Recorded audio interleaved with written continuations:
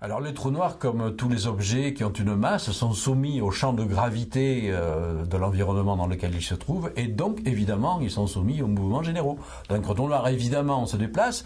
Alors si vous prenez par exemple un trou noir distellaire, c'est-à-dire un trou noir qui va être formé par l'effondrement du cœur d'une étoile, l'étoile elle-même elle était positionnée à un certain endroit dans la galaxie, donc elle tournait autour du centre galactique, de même que le Soleil, on sait qu'il tourne en 200 millions d'années à peu près.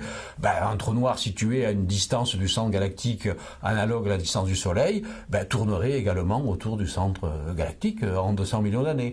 Alors maintenant, on sait qu'il y a des trous noirs gigantesques, des trous noirs supermassifs, qui donc sont pas donc des trous noirs stellaires, on les appelle les trous noirs géants, qui sont eux au centre des galaxies.